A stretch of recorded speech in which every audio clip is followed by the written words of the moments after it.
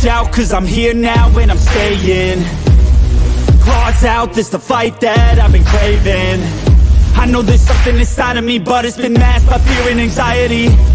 But no more, I'ma break out of the chains. Let's defiantly. Go! I'm waking up, this ain't enough. All of my dreams were starting to rust, but I believe that I can adjust. Positive thoughts, I'm starting to trust. Nothing's deserved unless you work. Something of worth requires an urge. I have been hurt by those at their worst, but that gave me will, some power, a surge. And they know that I won't surrender, so they fear me as a contender. When I fight, they always remember, yeah. I will be known, I won't let go. I will not stop, I will be great. I will be known, I won't let go. I will not stop, I will be great. We came here to conquer, like we're monsters. We can last much longer, we do this for honor. We came here to conquer, like we're monsters. And we can last much longer. I am a hunter, I've been filled with demons and hunger. I am the thunder, I command the masses in numbers. Look at the fear in their eyes, this is what happens when you are surprised. It's time to meet your demise, just call me Zeus and look to the sky. Everything's amplified, no they cannot deny, I will be rectified. If you dissect me, find scar tissue left behind, injuries that define me to my core. They'll hear me roar like never before, the pain I absorbed is feeding my core. I'm hard to ignore, I'll beat down your door. If you wanted war, well then you got war. What's going on, guys? Welcome back to another episode of the Around the Valley podcast.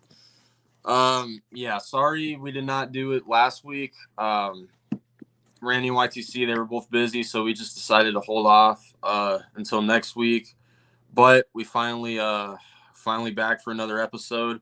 I'll get to the chat in a little bit, but Randy, YTC, what's up? What's going on? What's going on, Chad? What's going on, panel? What's going on? What is up, guys? What is up, YTC? What's up, Arizona? What's up, everybody in the chat? Sup, Randy? Yeah.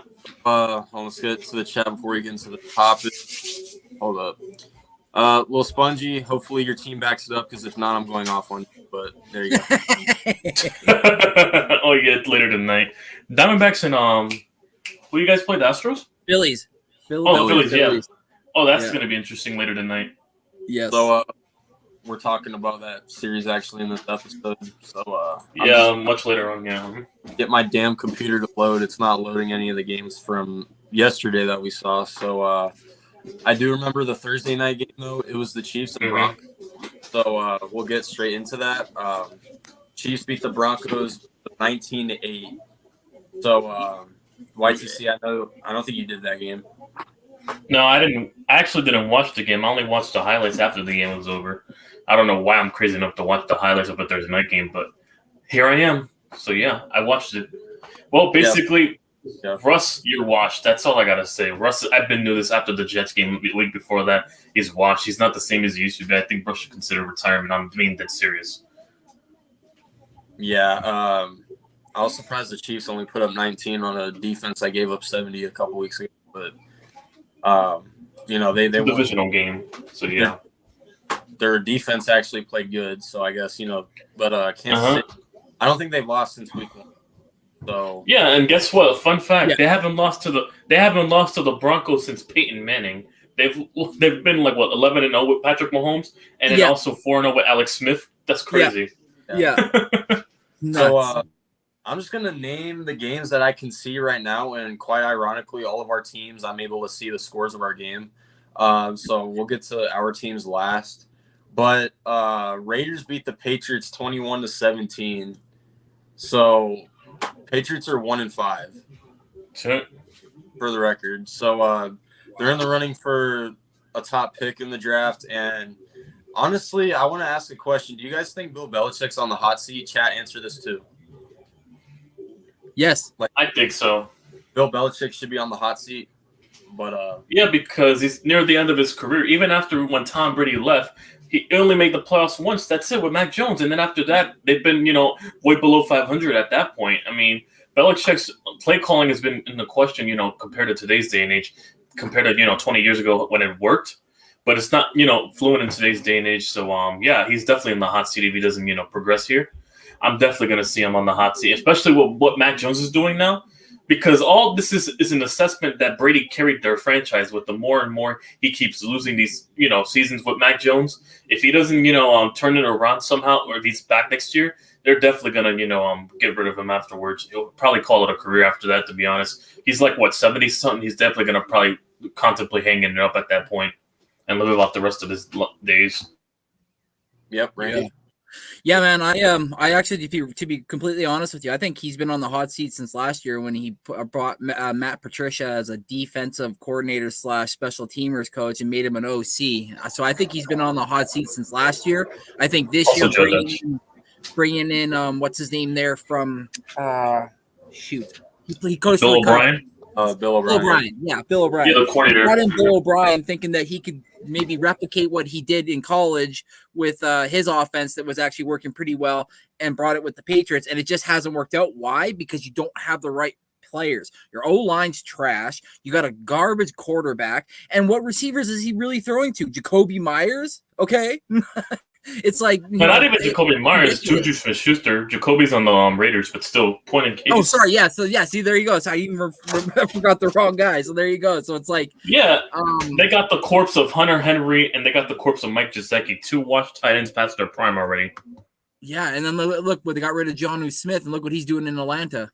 But yeah, so it's like, I don't know, man. Like I think he's done. Like honestly, the swan song of Brady and Belichick is now basically all but done since Brady left and won in the Buccaneers colors. So I think he's done, to be completely honest with you. And if I'm him, before the losses start piling up and the season ends up becoming 2-16 or something worse, like a 1-17, I'd call retirement. Because I've also read somewhere too that Robert Kraft really likes Mac Jones. Mac Jones. It's it's bad when the owners get involved with the quarterback. It's definitely bad. I was reading a report on Twitter that one of their undrafted quarterbacks could potentially replace Mac Jones. Wow. So, Malik Cunningham? yeah, and they signed him to a 3-year deal too. Damn. So my thing is, Mac Jones could be gone along with Bill Belichick as well, or at least he should be. But Patriots, they're 1-5. Honestly, getting a quarterback in the draft, that's probably what they should do anyway. So you might as well throw this. Your season's already over. You can't come back from 1-5. So. And also, I feel bad for their defense being wasted because they have a really good defense. It's just the offense keeps turning the ball over. Exactly. Yeah. So yeah. And Kayshon Boutte, the wide receiver they drafted this year, he's already putting out cryptic tweets on like Instagram and stuff saying, "Get me out of here and save me" and stuff. So it's like, but nobody wants to play for a disciplinarian, because the thing about playing for a disciplinary coach is if you're not winning, they're going to tune you out. They're going to lose respect for you and just tune you out. Basically, that's practically what it is.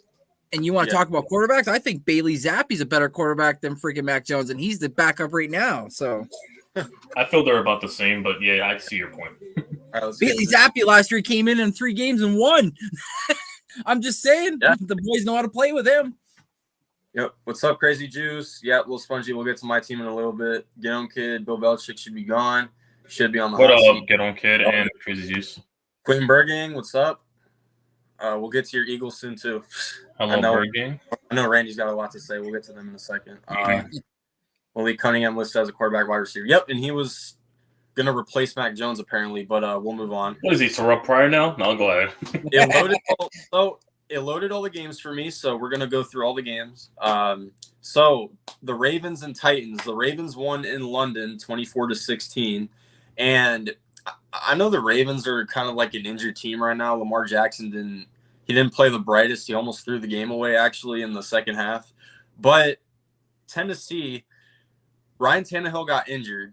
In case you guys didn't know, he got injured. I think he got carted off the field, actually. He threw an interception in the fourth quarter. So, if you're Tennessee, you're 2-4 now, and something's going on with that team as well because, I've seen players on that team, they're already arguing. DeAndre Hopkins looks washed. So, Yeah, he's not as effective as he was in Arizona or Houston.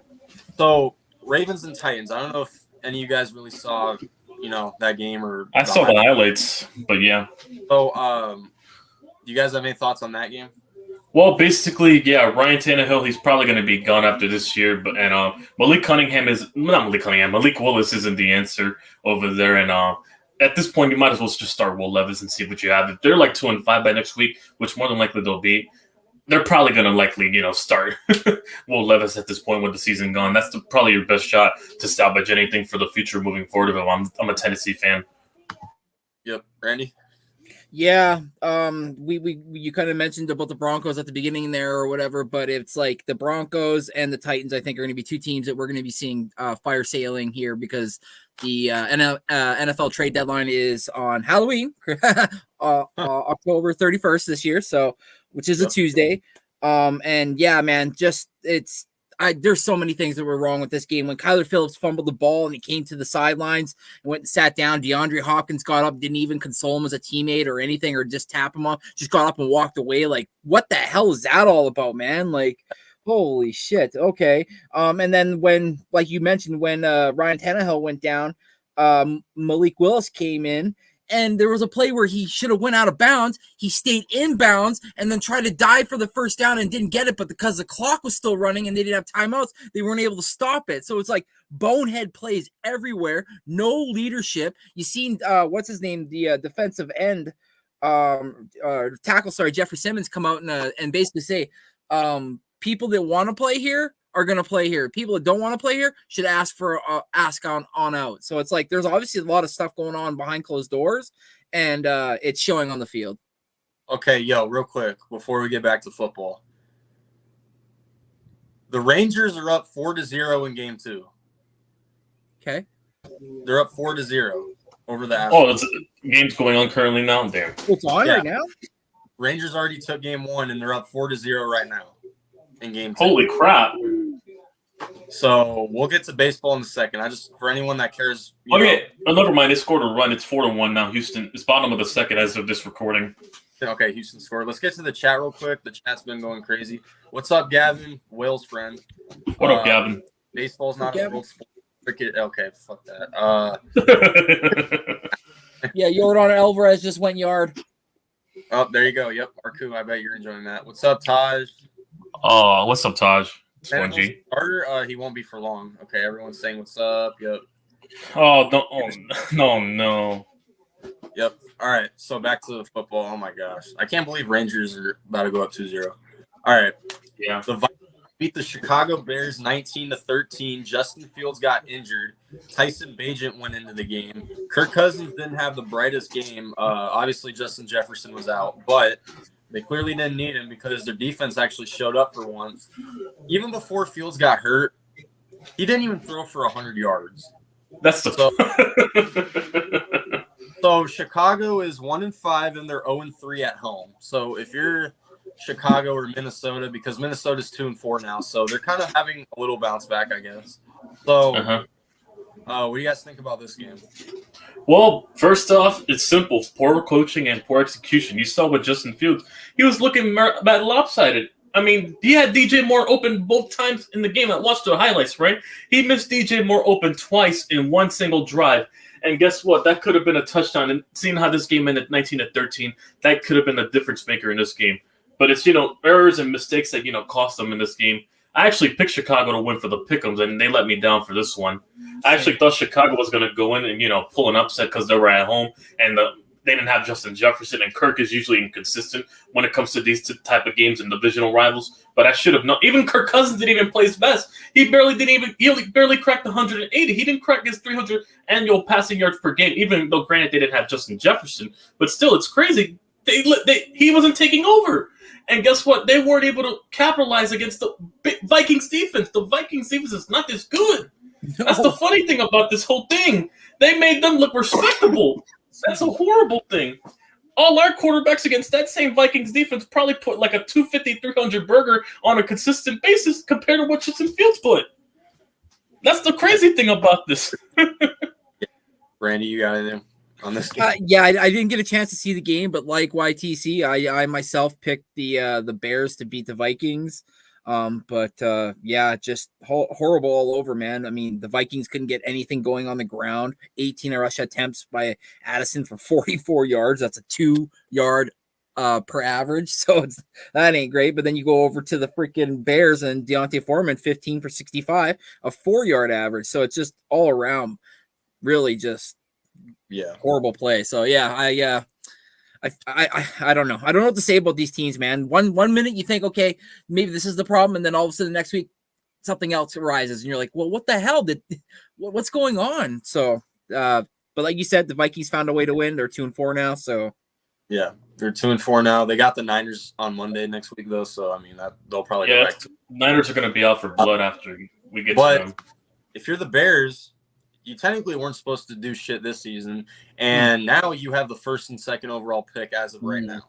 So they're a rebuilding team. There's a lot of Chicago fans that thought they were going to be good this year, but in reality, you guys are a rebuilding team. So it's actually a good sign for you guys, even though being the worst team in football, no one wants to do that. But in this case, I mean, Chicago, if Chicago ends up with the first and second overall pick, they're dumb not to take a quarterback.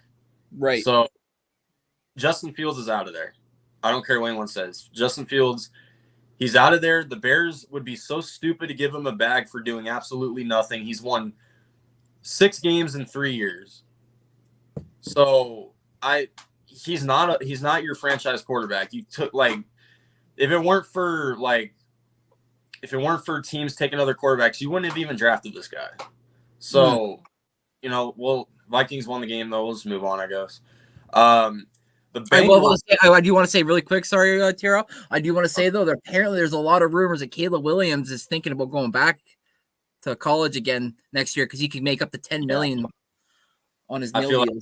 I feel like he should go in the draft, though, because Caleb Williams hasn't been doing that good lately. So I feel like he should enter. Try to maximize on your total gain right now. I get it. Yeah, exactly. While we're on the topic of college, they lost to Notre Dame and he threw 3 picks. So oh shit. Okay. Yeah.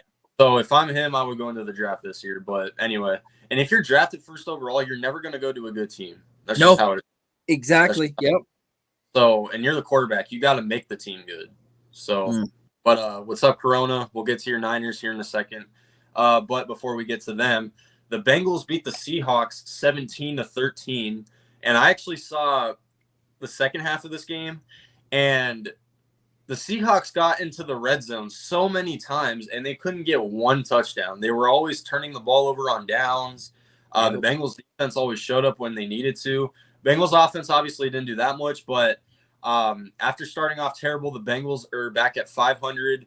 They're 3-3, and the Seahawks are 3-2. So I don't know if you guys have any thoughts on this game, but I'll let you guys go ahead. Geno Smith. Yeah, Geno Smith he's very inconsistent. I knew this going into the game, He was very inconsistent. This game was another 50-50 toss-up, but because they were coming off a bye week as well, so you couldn't put too much stock on Seattle to win, but this game was a 50-50 heading into this week. You couldn't have gone wrong with either. Well, technically, if you picked Seattle, you could have. But anyways, basically this whole game was just, horrible execution, horrible coaching, obviously, and horrible, reads from Geno Smith at the end zone because you're letting your defense down and you're letting the whole team down when you can't capitalize points and, you leave points off the board because of, careless mistakes and this and that. That's one way to, send the game to the other team away. That's just unacceptable. Yep. Randy, you got anything? Yeah, not to mention, too, the fact that DK Metcalf also in that game took 2 or 3 really boneheaded penalties that really costed them as well, like you said, in the red zone. And it's like he's a vet. He's a guy that knows that you can't be making those plays. You got to chill the young guys like Jackson Smith-Jigba and the Kenneth Walkers and the Zach Charbonnets of your team. That's Tyler Lockett open in one play. You got to play with a bit of integrity. You play on the edge, obviously, because that's how I like my guys to play. Oh, solo home run. Texas up 5-1. Oh, damn.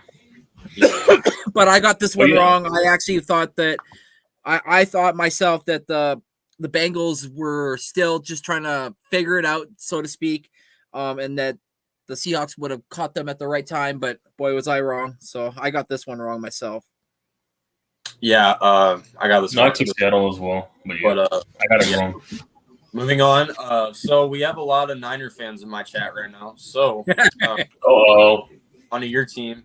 The Browns pulled off a massive upset. No Deshaun Watson, no Nick Chubb, no Jack Conklin. Pretty much one of the most injured teams heading into this week. And they beat the 49ers 19-17. So I'll let you two go before I go in chat. I know I got Niner fans. I actually watched the game. And I watched the game too. Yep. Well, if we want to go into context, you also got to take into the fact that I think around the early half in the game, McCaffrey went down, Debo got down after a 2-yard gain. He got roughed up on that one. Both of them were out. And basically, this loss was more of an asterisk of Brock Purdy. You know, if he didn't have those two, basically the game would have been more different. But yeah, practically, everybody's saying now that all of a sudden Brock Purdy's fraudulent. You know, he needs McCaffrey and Debo to carry him with those 2-yard screen passes to take to 50 yards to the house and whatnot. That's what everybody's been saying at the end of this game. But no, he did drive. I'll give Brock Purdy credit for driving down the field. It was just, came on the special teams, that failed him at the end.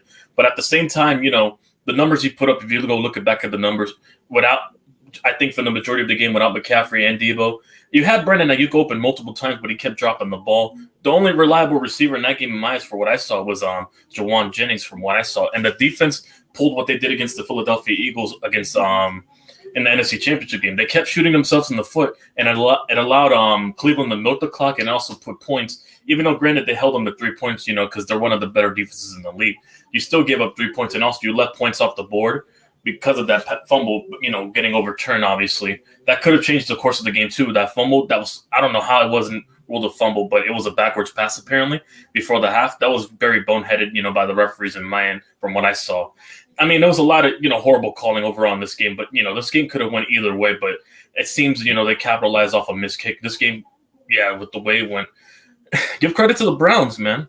They got a good defense over there, and also, for some reason, Jim Schwartz has Kyle Shanahan's number for some reason. That's what I've been told, so, from what I saw, and it apparently showed again. All right, Yeah, man. Shout out to PJ Walker too, man. 3rd string quarterback, because Dorian Thompson was the backup to Deshaun, so both guys go down, and then he has to step in, and he did throw 2 picks, but other than that, he played himself a pretty solid game, kept the team in it. Like you said, the defense played lights out. YTC, they were all over the place, even with dealing with injuries themselves. The weather was a big factor too. A lot of rain early on in the first half. Oh yeah, it started raining. Yeah, and also didn't Brock Purdy also fumble because of the rain? Yeah, it slipped out of his hands on one specific play. He dropped back on top of the ball. Yeah, he dropped back for a crosser. I think it was supposed to go to Kittle. They were saying. Yeah, he was trying to launch it, and the ball. As he was watching it, it was so funny because they slowed it down in on his face, and as he's launching it, and he's throwing it. And the ball falls downwards. He looks backwards. Where's the ball? Where did the ball go? He's nothing hit me. He was quickly looks enough, floating in the air. It was kind of funny. Shit. And then dive on the ball. But that McCaffrey injury is going to be pretty huge. It's nothing to slouch off. An oblique injury is huge. McCaffrey is the backbone of their team. From what I see from the last couple of weeks, McCaffrey opens up everything when the air and ground. When you have that type of dynamic player in the backfield, it gives defenses something to worry about and opens up all the other guys like Debo, Kittle, and Ayuk and Jennings. They have a really good, and also give credit to Kyle Shanahan. Still, he's one of the better play callers in the league from what I've seen. So yeah. And also too the little fight before the game, I think probably even took the San Fran out of their own. Oh, that's a fact, Gavin. Yeah. Trent Williams got hurt in this game too, and he also his age looks like it's starting to catch up to him. Yeah, so I'm gonna get to the chat before I go. So Lone Buccaneer, we're gonna get to baseball after we're done with football. Gavin, Niners fan, says Brock Purdy showed he's human. Lone Buccaneer, we'll get to the Buccaneers shortly too. Corona, also a Niners fan, says the kicking messed it up. Bring back Robbie Gould. I wouldn't blame the kicking for this game. I understand you took him in the 3rd round because you have high expectations for a kicker being taken that early, but you got to, ease up on him. Not every kick's going to be perfect, obviously. And obviously that wasn't there. At this point, when it comes to these type of heartbreaking losses and you're still winning, the best thing you can do is still continue to support your players. I'm speaking from experience, but that's the best you can do, basically, when you lose in such heartbreaking fashion like that. You still got to support Jake Moody. And that's how I go. I'm glad Gavin brought this up because this was a game-changing factor. And it wasn't just the fumble, quote-unquote. The referees, each team, each team had at least 11 penalties. I don't know if they had more than that. Oh yeah, there was one specific play, right? On the fumble, on the fourth down, right? Yeah. They were gonna. It was a play, and guess what? Tashawn Gibson hit the wide receiver when the play was incomplete and the ball was near, and it got called for unnecessary roughness, which also allowed them to go inside the field goal range. That one specific penalty with Tashawn Gibson after the hit on the wide receiver, that was really a game changer right there. And that was, I said it on John's stream, that was going to be one of the calls you look back to where if you lose this game, and well, it turns corrected after the conclusion of this game. Yeah, so basically, for those of you guys that didn't see the game, because I saw the play when I actually. So PJ Walker takes the snap. He's getting blitzed by, I think it was Nick Bosa. Nick Bosa was coming straight at him. The ball gets out of his hand, and it was kind of like that Tom Brady 2001 shit where it was a fumble. It looked like a fumble, but they ruled it as an incomplete pass. And to me, it looked like a fumble. And if it were a fumble, the Niners would have gotten the ball at the goal line. I thought it was a fumble from an initial point because he hit him on the arm. Yeah, and this is a Cardinals fan. Niners are in my division. I thought that was a fumble. Me too. Me personally, I thought that was a fumble. And if it were, Niners probably would have sealed the deal out. But overall thoughts on this game for me, there's a lot to look at this game. Now, I'm not going to say Brock Purdy needs McCaffrey and Deebo Samuel to look good or whatever because it's only one game. Yeah. So, while yes, if McCaffrey's out longer, we're definitely going to see what Brock Purdy really is. But overall, and this is why I said the Niners, I don't know if they're really gonna. Now they're definitely a Super Bowl contender, but I said I don't know if the Niners are going to win the Super Bowl because a big reason why they win is because of Christian McCaffrey and running backs in today's game. If they get injured, they're done. Yeah, and you can't. McCaffrey's had a history of injuries though beforehand. You can't build your team around a running back.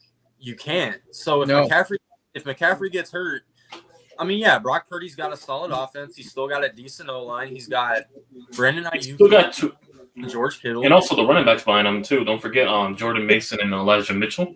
They're really good rotational pieces. Yeah, so Mason stepped in huge. And overall good. But, like, watching the Niners for these first 6 weeks, they rely on Christian McCaffrey so much. I mean, he does everything in the air and ground, so. That's a big reason why in Carolina he was getting banged up so much. He couldn't play because he had so much carries. He had so many receptions, or at least too many. It's like that's what the Niners are doing this season. They're kind of relying on McCaffrey a little too much, in my opinion at least. But yeah, I mean, and also in Carolina, the wide receiving core wasn't even as good as the 49ers currently now. So that's the only difference, really. Yeah, and also quarterback, obviously, but yeah, and scheme. I feel like with or without McCaffrey, the Niners, they'll bounce back. They got primetime Kurt next week. So. They got a defense. Their defense will keep them in games, obviously, and give them short field position. They know how to – I think they're also in the league for turnovers. They're leading the league in turnovers, like with 9 interceptions. Yeah, they're up there with picks. Gavin says there were no receivers in the way Walker was throwing. The defenders hit his arm twice. No way he could have thrown that ball. 100% fumble. Yep. Corona thought that was a fumble. Crazy Juice, another Niners fan, says – Sorry. They gave Robbie Gould an opportunity to sign, but he didn't want to. I'm tired of hearing our fans crying for Robbie Gould. He's not coming back. Deal with it. This is over a kicker, by the way. Gavin says, need to stop running CMC into the ground. There you go. Like I said, you guys rely on running backs too much. You're going to be disappointed in the end. We've seen that with Derrick Henry, Adrian Peterson, LaDainian Tomlinson. We can go on and on. But anyway. That was a good game, too. We talked about that one for a while. So, moving on. The Miami Dolphins beat the Carolina Panthers 42-21. So, I saw in the first quarter, Carolina was up, I think, 14-0 at the end of the first quarter. So, they were kind of off to a good start. But Miami had, 42 unanswered points. It was 42-14 at one point. So, Miami's 5-1. So, are the Dolphins the top Super Bowl contender in the AFC right now? That's what I want to know. I mean, they're looking really good offensively, especially. I'd say they got to upgrade their defense a little bit, but they are getting Jalen Ramsey back shortly. So that's a big part of their secondary going along with because their whole system is predicated with Vic Fangio, sending a blitz, obviously, because he did it in Chicago. Javon Holland, you got Yeah, him coming back, Xavier and Howard. You got Kahir Kaduk stepping in for I think Ramsey when he was hurt, he's filling really decently, and then you have a bunch of guys up front like Van Ginkel. You have Christian Wilkins, obviously from Clemson, and then, yeah, you got a bunch of other guys that fill in the gap practically good over there. And they didn't have Jalen Phillips either. I think he's coming back, or did he come back yesterday? I don't know.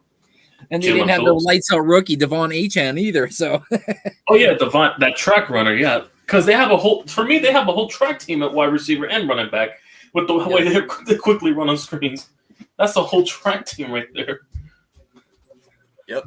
So Taj says Dolphins are beating the Eagles next week. We'll see. Ooh. But I don't even want to talk about that next week. Fuck's sakes. If you're Carolina, you're in a shithole right now. And the reason I say that, you're 0-6. Sure, you have go back to that Bears trade where you traded the number 1 overall pick. You got you traded for the number 1 overall pick. You gave up your best receiver. You gave up a first-round pick for this year. So no matter how dog shit you are, you're not going to have a pick this year in the first round. You gave it to Chicago. So Carolina obviously failed the trade already. They gave up so much for – I'm not saying Bryce Young's bad because I don't fully blame him for the shit that they're going through right now. But, Carolina, they're just in trouble right now. That's all I got to say for that. But – on to the next game. Jacksonville beat the Colts 37-20, and they swept the Colts. The Jaguars started 1-2, and now they're 4-2, so they're back on track now. The Colts fall to 3-3. Gardner Minshew had a terrible game too. He had 3 interceptions. This game, there's not much to say about this game, but regarding the Colts, there's some news that broke that Anthony Richardson is considering season-ending surgery. Yeah, and that Minshew's going to come for shoulder injury. That shoulder's been lingering in. What are your guys' thoughts on that? Do you think Anthony Richardson should call it quits for the season and just? I think I would. Just so that way we can assess next year. You still got a whole way to go, and plus you have a 5th-year option coming up as well, so pretty soon in about a few years down the line. I think he could still if I'm the Colts, I'd rather sit him out so that way you could build a team around him. So when he comes back, they can probably be more efficient because they were looking efficient with Anthony Richardson.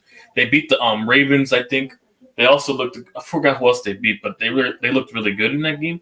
They were really looking efficient, but I think that they're better at saving their quarterback for next year and taking the lessons for what they did with Andrew Luck and not sabotaging him with a poor old line and scheme. I think they should, really consider, the previous mistakes, but the quarterbacks they've had around and, really taken into consideration with Richardson. All right, Randy. Yeah, YTC, they beat Houston and they beat Baltimore and they beat Tennessee. So, yep, the Colts. But yeah, man, I don't know if I'm a Colts fan, I'm a little worried because what is Anthony Richardson predicated on? A Jalen Hurts style, the cannon of the arm, and when in doubt, run. And so far, we've seen twice now when he's taken a big hit, which he's going to take every time when he decides to run, he's going to get licked. And he's got to learn how to almost in a sense like they told Tua, you got to learn how to land and fall the proper way. Obviously, better said than done when you got a freaking weight on your head. But I don't know. Like you said, yes, go and get the surgery for sure.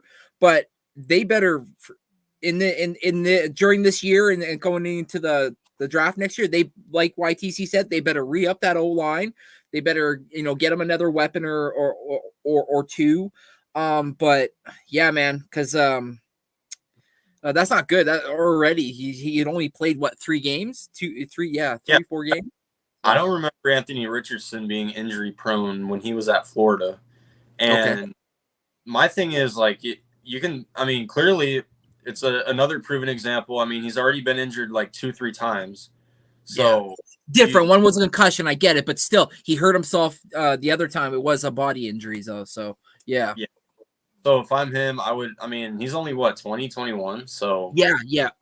He's not supposed to do anything this year anyway, but Colts, they're surprisingly 3-3. I didn't think they would be at 500 at this point, but they're 3-3. They're 1 game out of the division, and Jacksonville currently leads the division right now at 4-2. So But yeah, not much to say about this game. I mean, Jacksonville, they sweep the Colts. That's all there is to it, really. Moving on. The Texans beat the Saints 20-13, and the Texans are also 3-3. Yes, I picked them to win too, and they made me look good. I love it. Fuck all of these. Me too. I picked the Texans. You guys are ruining our first round pick. Like, fuck is this? But don't worry, you can go get that Penn State wide receiver for any consolation. But yeah, you guys got thoughts on this game? Well, like I said, CJ Stroud's looking like he's the clear-cut favorite to win this Rookie of the Year with the way this is going so far, from what I've seen. And yeah, I already knew they were going to win. They have a really good defense under DeMeco Ryans. They really have really good leadership over there. And yeah, they got a good running back, and they have a really good receiving core that doesn't get credit for. They got guys like Mechie, Collins, Xavier Hutchinson finally got some snaps in. I think he's going to contribute moving forward a lot. Hutchinson, it's another guy I wanted on my team, but no, yeah, he's probably going to be better elsewhere with that team. Dalton Schultz had a touchdown in that game. They have a really good, decent amount of receiving core that Stroud's been able to elevate so far from his rookie year. It's already looking like a standout, and that defense is being slept on. Yep, Randy. Yeah, man. Like not much I can say other than what YTC said, especially with DeMeco Ryans being at the helm for the Houston Texans. They're playing pretty damn badass, man. Like they obviously picked the right quarterback. They're playing out of their mind. Nico Collins again. Before yesterday, had 25 receptions for 467 yards. He was in the top 10 yesterday. 4 receptions, 80 yards. I mean, just racking up the yards. I like this team. This team's playing Cinderella for me right now. So I'm liking it. Good for Houston to finally have something to cheer for. Because their baseball team ain't it. Not right now. No. Dude. Like, if we didn't have the Texans' first-round pick, I wouldn't care how good they'd be doing. But obviously, I do care because right now we have a pick in the top 5 because we suck ass, and the Texans' pick is like somewhere in the mids right now. So I mean, it's not looking good for us right now. But as far as our rebuild goes, but anyway, moving on. So we already talked about the Patriots and Raiders game, so we'll skip that one.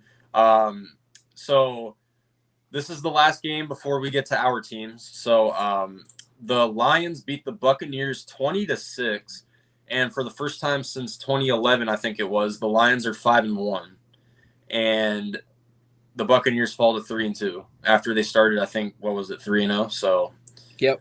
You guys got thoughts on this game? I can't believe Detroit's 5-1. I can't believe it.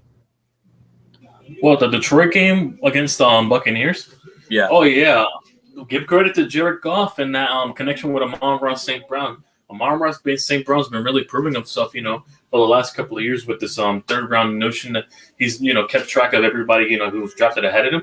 He's made it a personal mantra, and, he's been obviously showing out from what I've seen with Amon-Ra St. Brown. And they have a really good receiving core. I think Jamison Williams had a touchdown in that game too after the suspension he came back from. That was crazy over there. And also their defense is only getting much better. They held them to 6 points throughout the game. And I mean, granted, Baker Mayfield got hurt, but still they were able to hold that offense to under 6 beforehand. So, yeah, their defense is only getting better. And if their defense, becomes top 15 or top 10 level, by the end of this year, they're going to be a problem to play with in the playoffs when they're a more complete team. Randy, you got anything? Yeah, man. My hot take, I said it last night after all these Eagle fans started losing their minds on having the rant about the game last night. I said the Detroit Lions are the number 1 team in the NFC.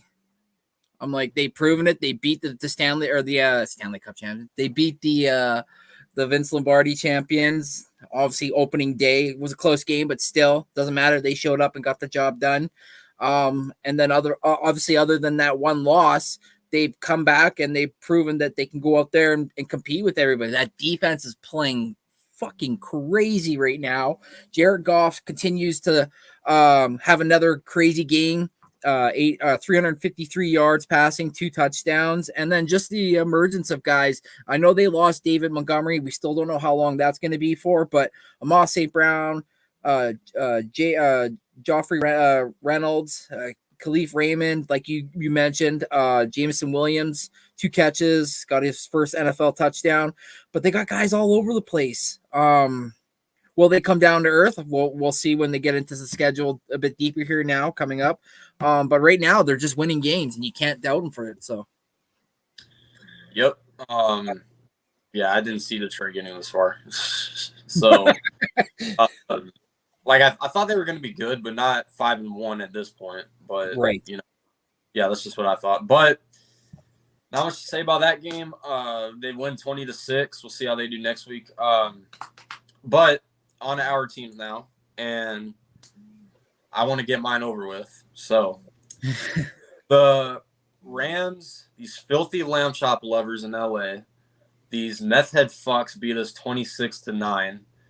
In their stadium, they're 3-3. Cardinals fall to 1-5, and we still haven't won a damn road game yet. And it sucks looking at our road record because a couple years ago we had the best road record in football. We used to be such a good road team. I have no idea what's going on right now. Let's see. Start off by saying this.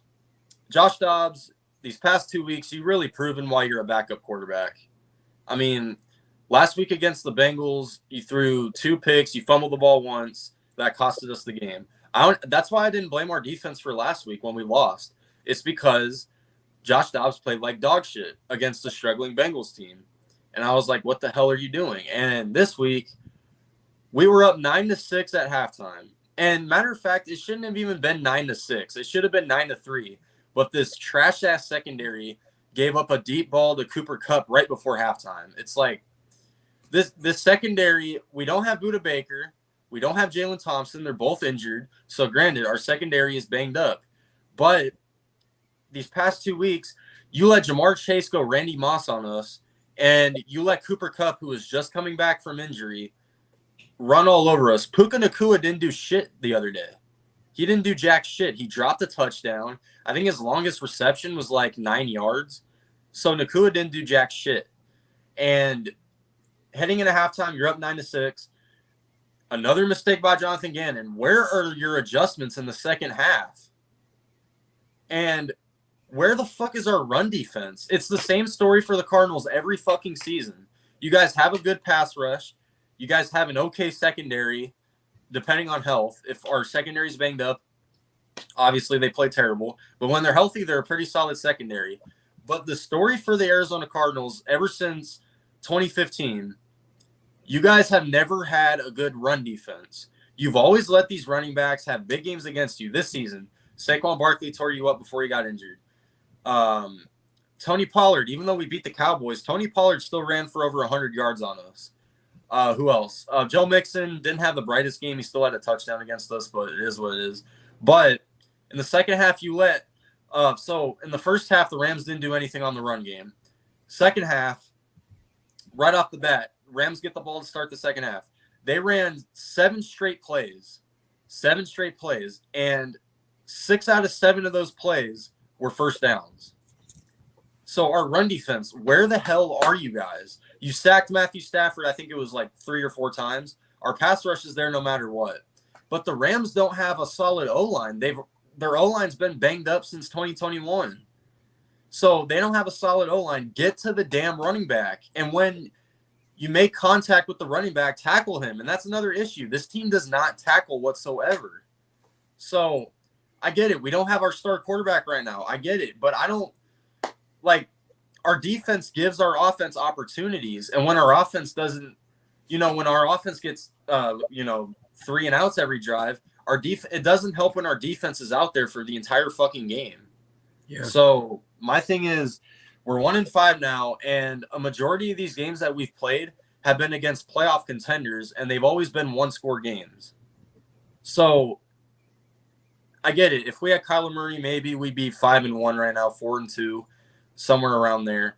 But we've still had so many chances to win some of these games. So it's just flat out pathetic. But I get it. We weren't supposed to do anything this year. We're 1-5 now. We got the Seahawks next week. I don't have expectations for that game. It's in Seattle as well, so I don't have any expectations. But if you guys have any thoughts on this game, go ahead and get it right in. Well, based on what I heard, looks like Josh Dobbs came back to reality from what I heard. It was really looking good for the first couple of weeks, but I don't know what happened. I guess teams got film on him or something. I don't know. Eventually, they figured him out. So, and also it hurts, James Conner's not there for you guys because he was really the backbone of your offense from what I saw. It opened up a lot. He had a really good, solid outing before he got hurt. But yeah, him being on the IR really hurts the team a lot when you can't run the ball and, open up the pass for Josh Dobbs to, have breathing room. So there's that. And like you said, yeah, run defense is the problem for you guys. And I looked at the numbers. Clearly, it still is a lingering issue. So I figured. Yeah, James Conner was out. Josh Dobbs is their leading rusher, by the way. So enough said right there. But Randy, you got any thoughts on this game? Yeah, no, man, I didn't see the game, so I can't really give you like a full. But I saw the highlights and stuff. Like you guys kept it close, and then eventually it just got away. Yeah, so it's ridiculous. I actually thought this was one of the games we were going to win. I didn't see the Rams as a good team heading into the season, but they're 3-3 somehow. So it is what it is. But on to the next game. Randy, for the first time, the Jets have beaten the Philadelphia Eagles. So 20-14. Oh wow! Oh, this game. You guys were up 14-12 with like under 2 minutes left. I saw the ending. Through a pick, Jets get a touchdown, 2-point conversion. Jets defense showed up, game over. So, what are your thoughts on this game? A lot, actually, man. We got hit bad with that stupid meth life field, chewing up players' knees and ankles. We lost a couple players. We were already thin in the secondary, as is. So we lost our starting free safety. We didn't have Darius Slay or the leading pressure getter up the middle and Jalen Carter. So we were, but we were still good there anyways. We held Breece Hall and the New York Jets rushing in check pretty well for the game. And we were getting pressure on Zach Wilson. For me, what bothers me is the play calling by Brian Johnson. I mean, like, bro, like we got the ball with 1 minute and 46 seconds left in the game and 2 timeouts. Yep. We have the second best rushing fucking offense in the league that averages 150 yards a game. First team is obviously, you guys know, the Dolphins, 181. Yeah. Jalen Hurts threw the fucking ball yesterday 45 times. 45. Damn. I do understand at some point they were being by them I mean the Jets. They were being stymied with the run defense, but you can't stop going to it. At some point, something's gonna break and something's gonna happen. And on top of it, Jalen, bro, you gotta be more tight with the ball. Like you have 7 interceptions this year with 7 touchdowns. Oh, what's up, my guy? Is he gonna pull a Jameis? Grace right after you just went to the goddamn Super Bowl and were second in MVP voting? Like, come on, dude, this isn't it. During the game, AJ Brown, Jalen Hurts tried to be sweet and threw like a little floater, and it just AJ Brown couldn't get it, and AJ Brown turned around and literally jumped in the air and stomped 3 times hard, and the camera zoomed in and he's like, bro, what the hell? Like, it was like a totally different Jalen Hurts. Like, I don't know if he's sick. I don't know if there's something wrong. Maybe he's battling an injury and nobody's saying anything, but this one falls on 2 people and 2 people in my mind, the OC and Jalen fucking Hurts. We were 12-0 versus the Jets all time. 12-0. We can no longer say that now because Zach fucking Wilson and that New York Jets fucking team beat us. So Astros just hit a home run. Bregman 5-2. Okay. But yeah, I'm just like, we lost a lot of players now. Like, we got a bunch of guys that are going to be potentially on the IR. I'll find out more probably tomorrow. But yeah, man, it's just the OC, man. Like I really miss Steichen. Yeah, looking at this game, it's like the Jets play tough. Yeah, they play tough as hell. And with Aaron Rodgers, who knows? They might be 6-0. And speaking of him, have you seen him, bro? He's walking. Yeah, he's walking now, and he's throwing a football. It's like it's crazy. So maybe he can come back earlier than we expect. But this game overall, I mean, yeah, it's like, how do you I get the Jets have a good defense and they always keep them in the game, but like your offense, you're capable of scoring more than 14 points. Yes. Yeah. So there's something going on there. I don't know if it's the play call. I actually saw a clip where it looked like Jalen Hurts messed up his leg against the Rams. Maybe he did do it. Maybe he did mess up his leg and they're not saying it. So maybe he could be through an injury. He could play through injury. I know the play you're talking about where he split the defenders and they're saying, what is he made of rubber? Because his knee bent a weird way and it was like almost, and his ankle was almost facing the other way and he kept running.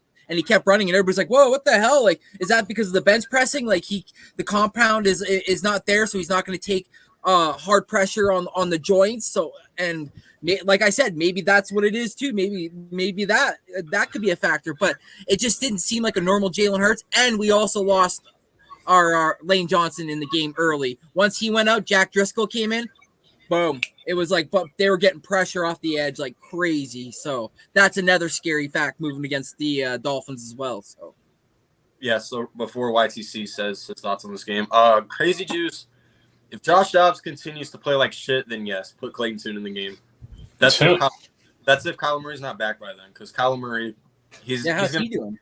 He's coming back earlier than we expect. I don't know when.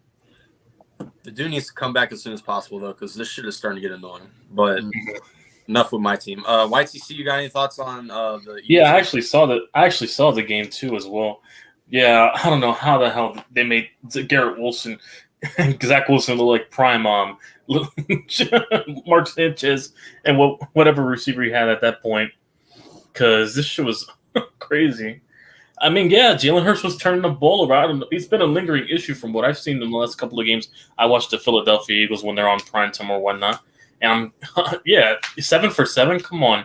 You can't win games turning the ball over. Once the Jets took away the run, and Jalen Hurts was forced to throw for 45 times a game. That's, they're now the Jets basically gave out the blueprint to beat Philadelphia now. And you guys are going to have to readjust very quickly now because they know all they got to do is stop the run and take away the dual threat of Jalen Hurts, and then he's going to start turning the ball over. So they're going to have to find new creative ways with that personnel to open up the run, against more tougher defenses, because the schedule gets harder from here on out with Philadelphia for what I saw. No more of that, according to the media cupcake schedule, apparently. But now you're playing real contenders moving forward that, are obviously, since you guys have the first place schedule, it was eventually going to get tough at some point, but yes. It starts now. It starts next week. That's our next 5 games. And also, your defense is going to have to gel, because I understand losing Jonathan Gannon, really hurts the defense, because the defense was much better with Jonathan Gannon from what I've seen. Because if you look at the game against Minnesota and Sam Howell, we're 5th in the league in sacks. We got 20 sacks on the season. We're 5th in the league. So it's like we're not like it is, but it isn't. You know what I mean? Like we held them. It was 14-3 at half. We held them the 3 points in the first half. It's the second half where I felt like our OC didn't make any adjustments and was like, okay, when we get the ball, we'll just run it down their throat, pause, and steal the game that way. And it wasn't the case at all. It was come out. That wasn't Philadelphia. And it's like A.J. Brown had 131 passing or 131 receiving yards. I think it's the first wide receiver in the NFL to start the season, the first 4 games, in Eagles history, 100 plus in Eagles history. So, but Devontae Smith, it's first off, and also when Jalen Hurts go for it on 4th and 8, why were you bombing the ball? Your key is to pick up the first down. You had plenty of time to get through. Why would you try to bomb it into double coverage?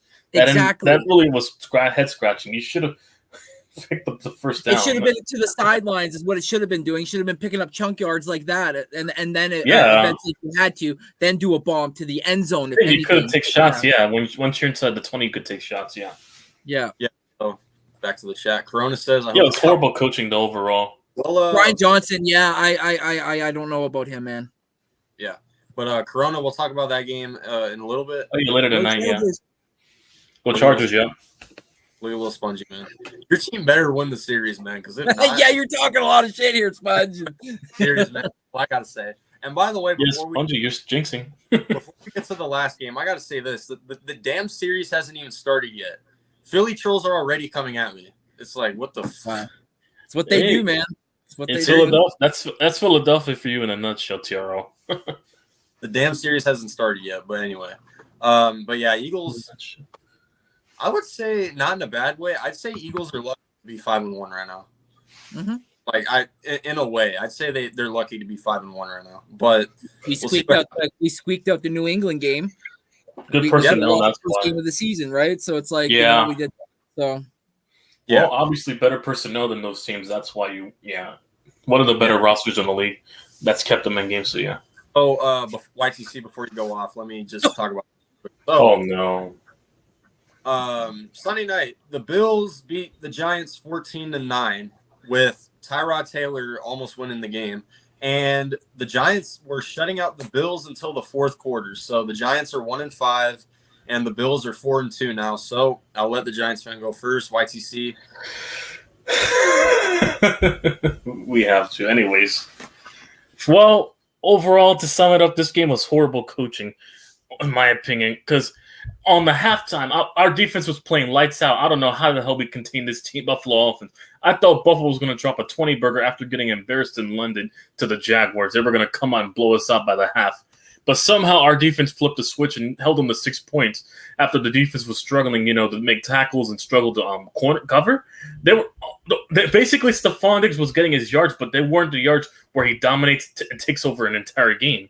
We contained everyone else besides that. We got like 2 turnovers. Bobby Okereke forced a turnover on Gabriel Davis. You had McFadden with a fumble recovery and a pick, and on a tip drill. And overall, our defense finally started getting turnovers, and it finally found its rhythm.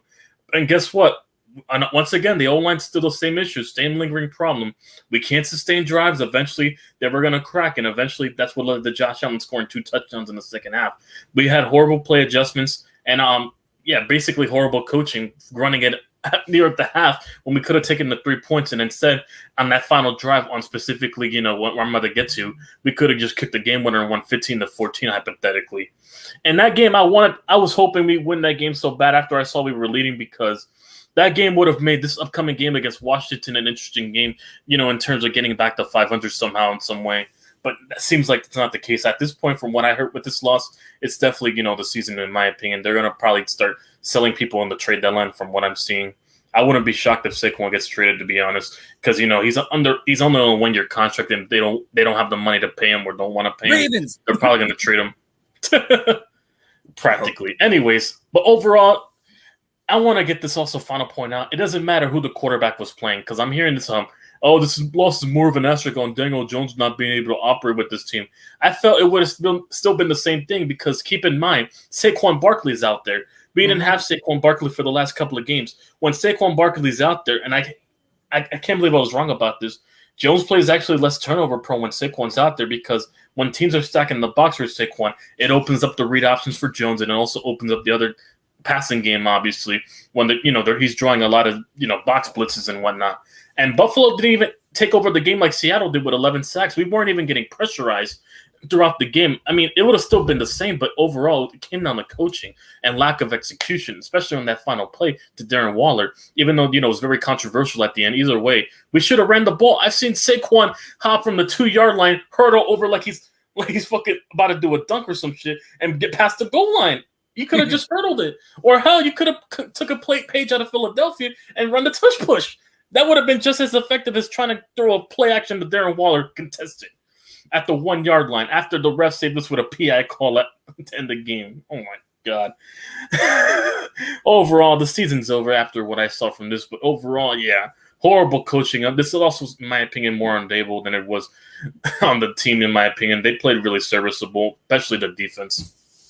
Yep. Randy?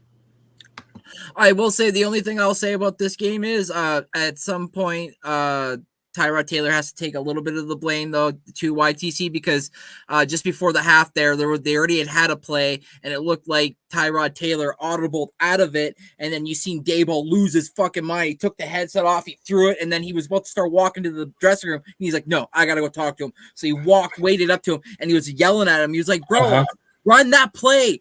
That's why I had that play. Run that play. And he was like, first off, I don't care what for Daboll, right? Why are we running a play with 8 seconds to go? Take the points. Timeout. You're leading timeout. 6-0. 6-0. You could have been up 9-0 at the half. You were up. You could have been up by 2 scores. I would have taken it. Yeah.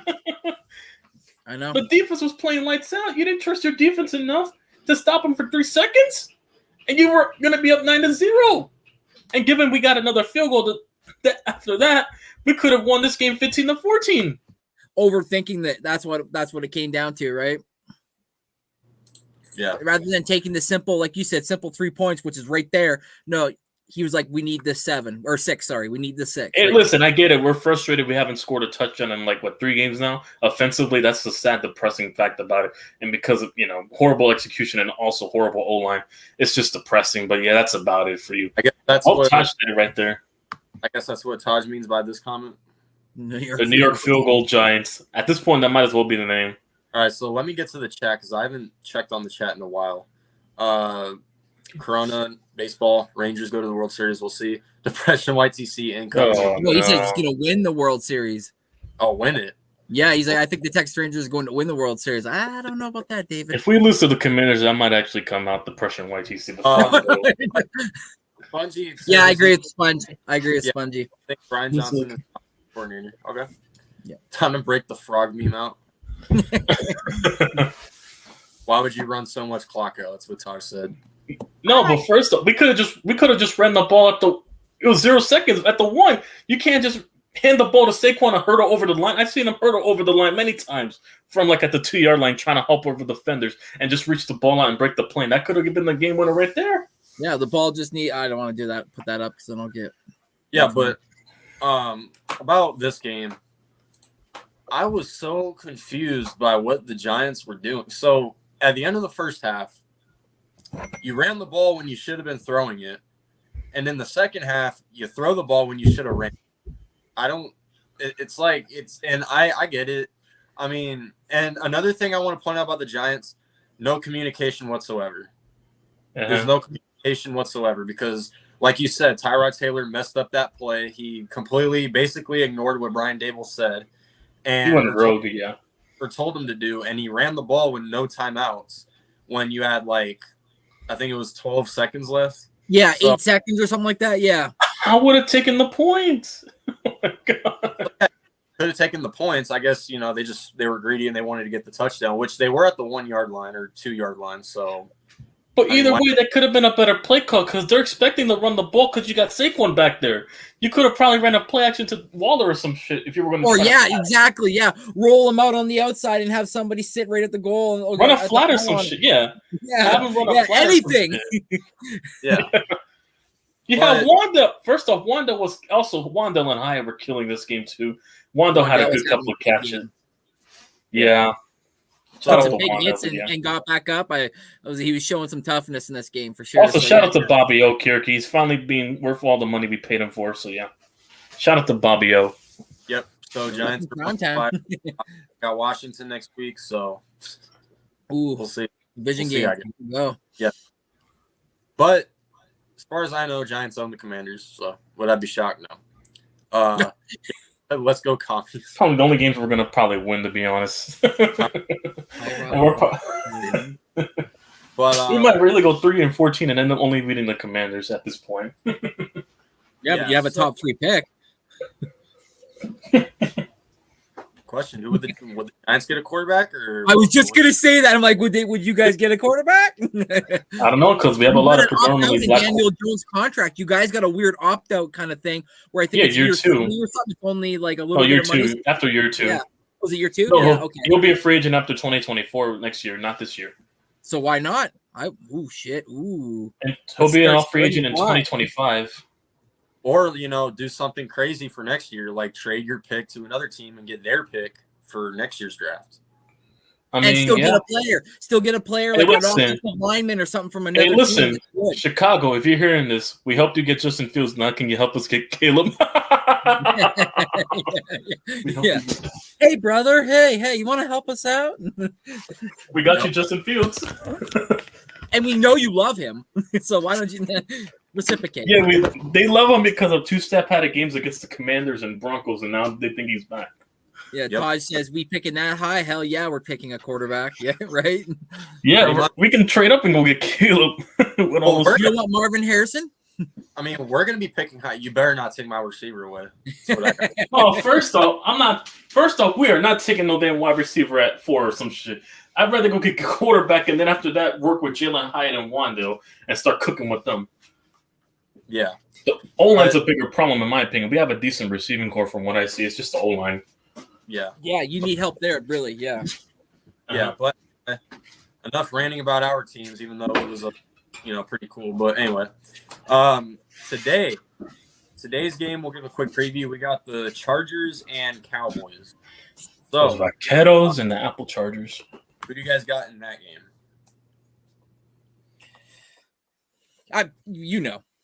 Yeah, Fuck the Cowboys, Chargers all day. Yeah. Listen, I hate as a home. I don't want to be a homer, but I got the Cowboys winning this. I do not trust Justin Herbert with Brandon Staley at coaching. Eventually, it's going to come down to Brandon Staley calling a boneheaded play. This game's probably going to be one score, and their defense is going to bail them out and bail Dak out per usual. That's probably how it's going to probably go, to be honest. Mm-hmm. Even though I'm hoping the Chargers pull through. Baby.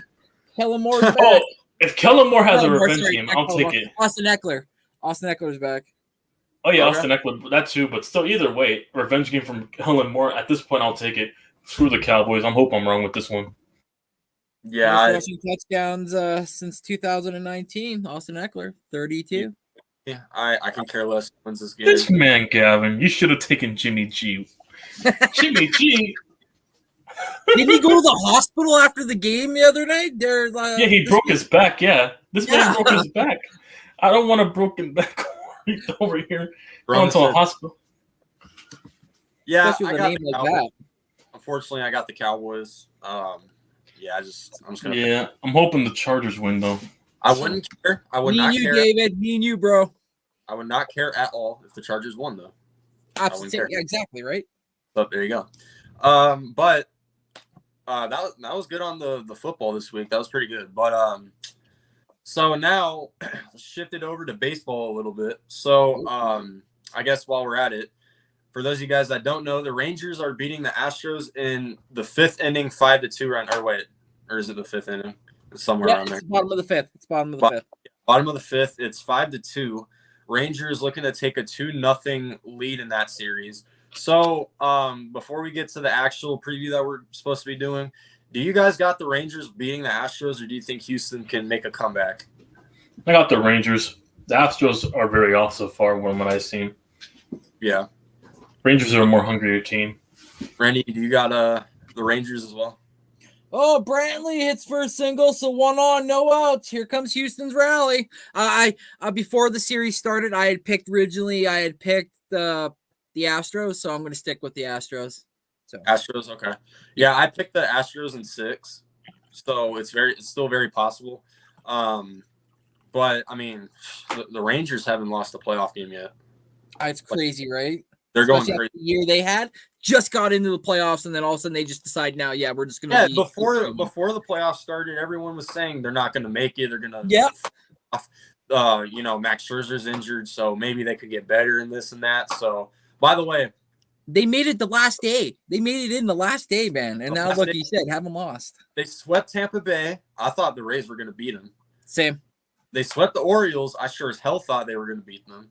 I was wondering. That's the one I was like, because of the experience, right? The younger Orioles and everything. Like, yeah. I just wondered. But you're right. They swept them. The Orioles didn't even win a game.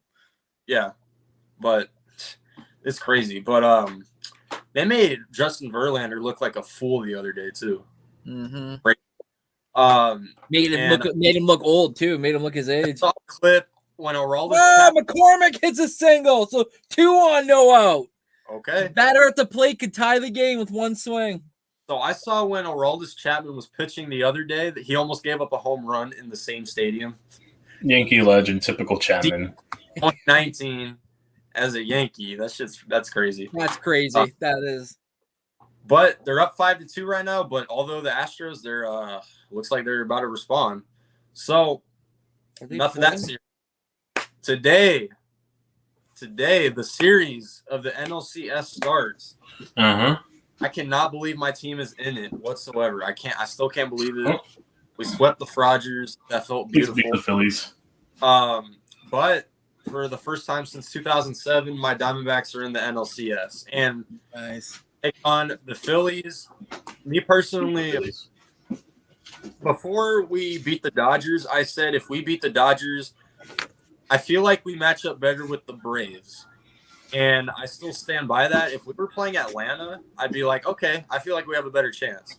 Because this Phillies team is on fire. Castellanos hit 4 home runs in 2 games against Atlanta. Bryce Harper had, I think he had 3 home runs in that series. Yeah. I mean, the Phillies pitching is on point too. Zach Wheeler, Ranger Suarez, their bullpen. It's going crazy for Philadelphia. And what I like about the Phillies the most is when they're at home, their fans show up and they go crazy. It's a terrible culture to play in the team.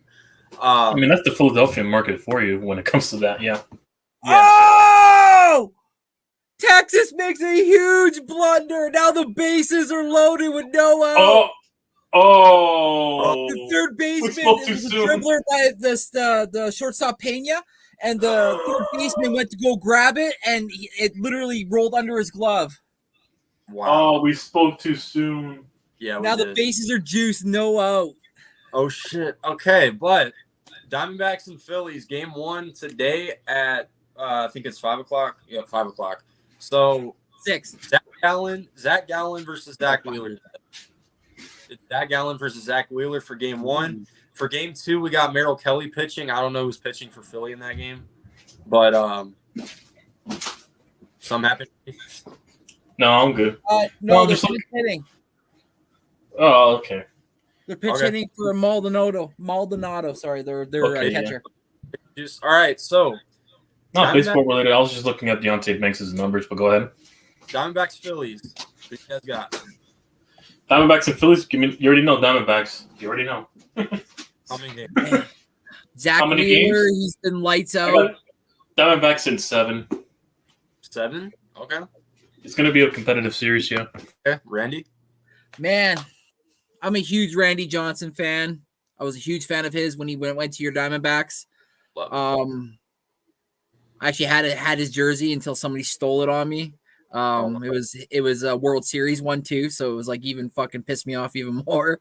But man, those Phillies, man, they shut down the home run hitting kings this year in the goddamn Braves, man. They made them look cold. The first game they shut them out. The second game they could barely get it going. It was the second game they got it going and they won, but it was the third game there was nothing there. But yeah, man, I have this being a very close series. But I think the Phillies are going to pull it out. Okay, how many games? Same as YTC. I say 7. 7 games. Okay. Yeah. All right. Well, just because they were there last year, right? The experience and everything. So yeah. So my preview will be a bit longer. Let's see. Corona says doesn't wins. Dodgers fan saying that. Hard to believe. Anyway, this series I really don't know what to think. I picked the Brewers to beat us. We swept them. I picked the Dodgers to beat us, and we swept them. So I don't know what the hell to think about this series. I get it. Phillies are on fire right now. They stopped the MVP. Cunha didn't do jack shit in that series. Their pitchers, I will say, though, I feel like we got better pitching than Atlanta. Besides Spencer Strider, I mean, I feel like and they even made Strider look like a fucking fraud out there. So I feel like I trust our pitching more than especially with our 2 aces, Zach Gallen and Merrill Kelly. And I'm glad that they're pitching in Philly because they're the best pitchers we got. We're going to need it for that Philly territory. And I'm assuming game 3 we got Brandon Pfaadt pitching, who had a good game against the Dodgers. Our manager just pulled him out earlier than expected. So what I'll say, though, is Zach Wheeler's pitching game 1. I got the Phillies taking game 1. So I got him taking game 1. Zach Wheeler, he's been killing it in the playoffs. He's been killing it all year. I feel like this game will kind of be a wake-up call for us because we're 5-0 in the playoffs. We haven't lost a game yet. I feel like we're going to kind of get a reality check on us for that one game. And then I'm going to say we bounce back a little bit going forward. But for this game, I got the Phillies winning. And reason being is because it's just coming off of the series against Atlanta, they've been killing it so far. I don't see them slowing down, especially with Zach Wheeler pitching. I don't know who's pitching in game 2. Whoever it is, I feel like we'll bounce back, though, in that game. But game 1, I got Philadelphia. In the series, though, I'm also going to say Philadelphia. And I'm going to say 6 games instead of 7. I don't know if we can. All right. On the road, we have been a really good team, though. So, I mean, but then again, I've never seen, fan bases in the playoffs like the Phillies so far. Because they're, the craziest I've ever seen. So, I'm going to say Phillies in 6, but regardless of what happens, I'm so proud of this team. They went past expectations by a margin. Heading into this season, we had a 3% chance to get into the conference series. We only had a 3% chance. Wow. We're undefeated in the playoffs. We only won 84 games in the regular season, and we got to the NLCS. So I do want my team to win it all, but it's going to be hard to do, especially against this team. I can let you know who the Phillies pitching is. So it's Zach Wheeler game 1, Aaron Nola game 2, Ranger Suarez game 3, and game 4 would likely be Christopher Sanchez or Tajon Walker. Okay. But I want my team to win it so bad. But then again, even if we lose the series, we outdid the outcomes tremendously this year. But I got the Phillies winning this series in 6. I hope I'm wrong because it's been 22 years since Arizona in general has last seen a championship. So, yeah, it'd be good to get another one. It's been 22 years. Diamondbacks in 2001 was the last time Arizona sports saw a title. So the closest was the Suns, obviously. I guess 21. Yeah. Texas got out of it. No, Evaldi struck out the next 2 batters, and then Bregman hit into basically a scribbler, and he was thrown out. Bases loaded, no outs. They got out of that shit. Yep. Oh wow, lucky. Yeah, wow. Very lucky. Okay. Somehow. Spongy, you better pray to God you're right, bro. You better. It's only 5 games. Oh well, Spongy talking crap. And Spongy said it'll probably be Tajon Walker, not Sanchez. Can't pitch in the playoffs. Okay, he sucks. Tajon. Wasn't Tajon a Cy Young candidate earlier in the year too? Or he was leading the league in wins or something like that at one point. So we'll see. Yeah. What would I do if the D-backs make it? I would do nothing because I want to see him win it. I don't want to see him just make it. I want to see him win it. Yeah, fair enough. Win it. If they win it, you'll see my reactions, I guess. Yeah, tattoo. You're definitely get a tattoo. Or I'm definitely gonna think you're gonna get a tattoo. No, I won't get a tattoo. Stop lying. I won't. If the Cardinals win a Super Bowl? Well, they're never win one, so I'm not even gonna think about that. Oh. Never going to. No, but hypothetically, dude, you never know. The Diamondbacks win it. The Suns have a good chance too. It'd be good to see 2 Arizona sports in 1 year win a title. But and you'll get it both tatted? No. I already got their jerseys, bro. It's gonna. Hey, I'll get a copy of my own ring though. But, there we go. Okay, there you go. Yeah, that's fair enough. I don't know how much they are, but if my team wins a title, I don't give a shit. yeah, exactly. Yeah. At this point, the cost now because we won, so fuck it. Yeah, we won. That's you're forever. part of the team. Hell yeah, I am. I'm a fan, motherfucker. Yeah, that's forever. That's engraved. Yeah. That's engraved in history. Yeah. So there you go. I guess the Astros took a page out of our book. So many times in that Dodgers series, the Dodgers filled the bases against us, and they couldn't get 1 run. It was so hilarious. But wow. I just hope we win it. I do have the Phillies winning today, though, just because it's Zach Wheeler, and I don't think our batters have truly faced a pitcher like Zach Wheeler in the playoffs yet. I mean, okay, they faced Clayton Kershaw, who's looking washed, and he was injured, so it is what it is. Game 2, they faced Bobby Miller for only 2 innings. Game 3, they faced Lance Lynn. You faced Corbin Burns. He's a pretty good pitcher. Corbin Burns, yeah. I mean, for the most part, yeah. And you guys took him yard too, didn't you? A couple times. Yeah, twice. Yeah, 2 straight. yeah. So yeah, there you go. So you guys can have a little bit of, walk out there with your chest pumped up high because you burned some good pitchers this year. So yeah, I would. Yeah, but it's that atmosphere, man. Like you said, it's gonna be loud, ruckus. Ring the bell, as they like to say. And it's gonna be crazy. Every pitch that you make a mistake, they get louder. Every pitch that you guys swing and miss at, they get even more loud. It's like it's crazy. It's just nuts. Yeah, it's just crazy. That's why. Yeah. That's why I say we got to get at least one game in Philly for these first. We got to get at least one game because coming back to Arizona, at home we're such a good team when it comes to batting. We're such a good you even had guys like Geraldo Perdomo hitting home runs, and he doesn't hit home runs. Yeah, he's the guy that gets you on base. He doesn't and gets RBIs. He's not even the guy that hits home runs. You had Evan Longoria hitting doubles and shit too. 30-something years old, almost 40? Yeah. Yeah, so, I mean, when we're at home, we're a different team. But we're on the road, especially here in Philly, we got to get at least one game. Got to, yeah. These first 2 games, we got to get at least one game. If we get both, if we get both, it's over. In Philly, it's over. But as long as we get one of these first 2 games in Philly, I'd be okay with that. Mm-hmm. Especially if it's against Zach Wheeler and Aaron Nola. I wouldn't mind that. Especially, the key one's got to be against the number 1 and 2, obviously. So yeah, always. They had the bases loaded, David, and no outs, and they couldn't even get one run across. They struck out twice in a row, and then they grounded out. They dodged a nuclear bomb, basically, Corona, on that one. And another reason why I got the Phillies winning today, Zach Gallen. Until you prove me that you can pitch good on the road, I'm not picking you. I can't. I trust Zach Gallen though. He's a great pitcher. Never know. He's our ace for a reason. I do trust him. But dude, matchups are a motherfucker. You never know. Okay, so look at the stats. When you're at home, you have an ERA of under 1. That's his ERA at home.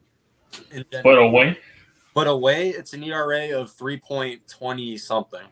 That's still not bad though. That's still not bad though. Yeah, but for pitching standards.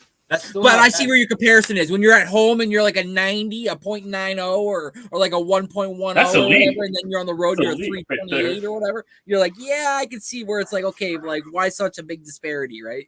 Yeah. Yeah. So, because you're at home. I mean, come on. Kyle Schwarber leading off, Trea Turner, Bryce Harper, JT Realmuto, Nick Castellanos. Look at that fucking lineup. I can see your concern. If you play it's like Alec Bohm. If you play the way you normally play on the road, this Philly's might be over. They're gonna torment you. They're gonna have fun with you. That's all I got to say. Oh, Texas hits a 1-out triple. Wow. Because apparently the Astros don't know how to play outfield. The guy kept bobbling the ball, and then he booted it. Yeah. Also, so they can get a sacrifice over here and score. Wow. Damn. It's over. But I know regular season's completely different from the playoffs, but here's something else to consider. When we went to Philly in the regular season, and once again, it's regular season, I get it. Hang on, fellas, will be back. When we went to Philly, we won the series. When they came to Arizona, they won the series. So that's kind of something weird to consider. So, okay. I get it. Yeah, regular season's different, but that's still something. So, just saying. And that is kind of interesting. That is kind of interesting. It's Philadelphia. Philadelphia too. When in the regular season, their stadium is still packed for the most part. So, I mean, it's the same culture, but I get the difference though. Corona, I will let you on here. This is our show though. So. Oh, and then Texas makes a bonehead play and they get caught off of third and he's thrown out. Oh, wow. Ouch. Okay. Well, throw out. So I don't know if you two have been paying attention to NBA preseason. So if you are, I kind of want to ask Randy, how is your team looking right now? So far, actually, like I said on the Pick and Roll podcast, I don't have high expectations with the Raptors because of a new coaching staff and lost a couple bets and I just don't know what's going to happen and what's going to go on. But our first game. We have 2 games, but the second game we played, I think it was against some college team from like Japan or something. It was the something Taipans or something like that. No NBA team. It was weird. We whooped them. Like they didn't even look like they belonged. I see it. 134 to 93. Yeah, it was a rout. But yeah, man, we're playing really good. Grady Dick got moved up from the 3rd team to the 2nd team the last game, and he did well. He's gelling well with the guys. The coach said he didn't want to like push him in, bring him in too quick. He wanted him to learn from the bench and then see how the game flows from the bench, because college, the NBA, it's a lot quicker, he said, and he wanted him to like learn that and not just put him out there and be like a deer in the headlights. But I don't know, man. I'm kind of liking how Darko is coaching. He's got a different type of philosophy, and so far I'm buying in. Okay. YTC, have you been paying attention to Knicks? Yeah, we're 1-1, and we beat the Celtics in the first game, and we're going to play on October 25th in the preseason, and then we lost to the Timberwolves this past weekend so far, 121-112. But yeah, all I've been hearing is just how good DiVincenzo's been, a solid pickup front with an increased role with the Knicks, and also RJ Barrett. That's about it. But after that, yeah, most of the guys we're putting in our, the guys we drafted a year ago or some change, and the guys we're developing. That's practically what we're doing with this preseason. So far, it looks very promising because half of these guys are going to be on the bench. So, having a good bench is key in today's NBA if you want to stay in games. So I'm kind of, pleased with it. Yeah, I expect RJ Barrett to have a really big year. Sorry to cut you off, but I expect RJ Barrett to have a big year because of what he did with FIBA and how Jordi Fernandez, the assistant coach of the LA Kings, I hope so too, has really unlocked him. He said he's like he made him found a new lane. So. Hey, listen, here's the thing, though. Well, RJ, I understand he could play good in the regular season and along with the other guys, but I got to see it from the playoffs because I think we're still going to be good enough to make the 6th or 5th seed like last year. We're still good enough to make around there, but I got to see, when it comes in to, getting far in the playoffs. Mm-hmm. And also with Jalen, I want to see how big of a role Josh Hart's going to have in year 2 since we signed up to a multi-year. I want to see him get an increased role with Jalen Brunson. And also maybe us make another move before, the deadline for a superstar during the season. So that way we can get that final extra percentage, to help us with a push so we can go further into the East playoffs. Why? I thought you had Mitchell Robinson and he said he's him. No, he's a good center, but I'm talking about another point, maybe another shooting guard. I know. I'm just bugging. I'm just joshing with it. Yeah. After I saw that, I was like, oh yeah, okay, Mitch. No, I like Mitch Robinson. It's just he's injured every now and then. That's about it. When he's on the court, he's really good, as a defender. Yeah, so my team, we played 3 games so far. The first game, we beat the Pistons in overtime, but our starters only played in the first half. So, but I loved what I saw from our big 3, Devin Booker, Bradley Beal, and Kevin Durant. They all had over 10 points in 1 quarter, I think it was. They were killing it in that game. I know it's only preseason. They were playing second stringers for a majority, but this offense is – and I think they scored 70 points in the first half as a team. And what? Yeah, and then our bench played the entire second half. We finished with 130 points. Damn. Our bench. Your bench put 60 up? Or something like that. I could check right now. But I know Booker, KD. That's 50 plus points. Damn, Booker, 50 points off the bench. Booker, KD, and Beal did not play in that second half. So that's all you got to say, really. But still, you want to see the chemistry. You want to see them guys working together and gelling and vibing off each other and reading each other right. Make sure you're in the right spots and stuff. So for you, that's good because you got a super team now. So yeah, I mean that's the whole point of the early part of the schedule. When we get to the regular games, this is part of the things where we have to develop chemistry with the players. Exactly. And then all the way until past the All-Star break is when you put all that chemistry together and you go for a push to make the playoffs.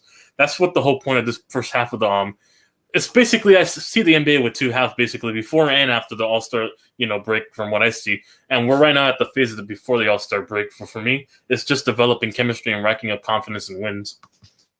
Yeah, so our last game, though, we beat Portland 122-111. And you guys know why I was why I was watching that game, right? Just take it while it goes. Yep. Take a wild guess. Anyone?